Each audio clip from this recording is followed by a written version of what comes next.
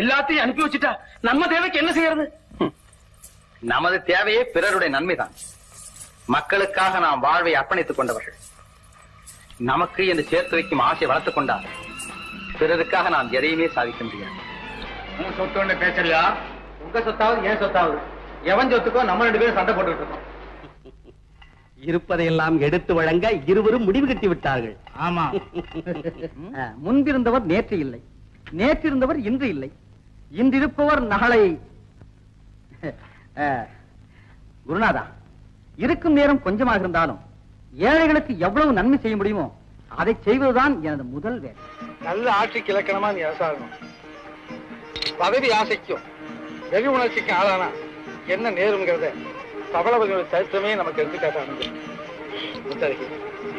ஆணவத்துக்கு அகங்காரத்துக்கும் நீ அடிமையாயிடாது. ஏன் எதுக்குமே நீ அடிமையாக. அழகா, மனதை அதன் போக்குக்கே விட்டுவிட்டால் அதற்கு காட்டு யானை பலம் வந்துவிடும். ஆரம்பத்திலே கட்டுப்படுத்தி விட்டால் நம் ஏவலாளாக மாறிவிடும். மருத்துவர் ஐயா, யோசனை பண்ணாதீங்க, தயவு செய்து காப்பாத்துங்க. பயப்படாதீர்கள். யாருடைய தாகமானாலும் அதை தீர்த்து வைப்பதுதான் தண்ணீரின் தன்மை. மருத்துவரும் அப்படித்தான் நண்பர்கள். என்ன வேலை செய்யுது? அவனை யாரை காப்பாத்தின? அவனு மனுஷன் தானே? மனுஷன் தான், ஆனா நம்ம விரோதி. உங்க அப்பாவை கொண்டு கூட்டத்தை சேர்ந்தவன், அவனுக்கு உதவலாமா?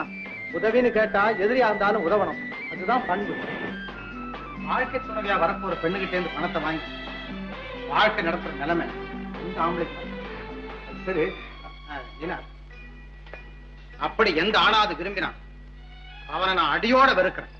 பலாத்காரம் என்பது மன்னிக்க முடியாத குற்றம். அதை யார் எதற்காக செய்தாலும் தண்டனை அனுபவித்தே தர வேண்டும். இதற்கு விதிவிலக்கே கிடையாது. எனக்கு கட்டளை கொடுக்க வேண்டியவன் நீ அல்ல, உன் அண்ணன் அமீர் காசிம் கான். அவர்தான் என் தலைவன். எல்லோருக்கும் மேலான ஒரு தலைவர் இருக்கிறார், ஆண்டவன்.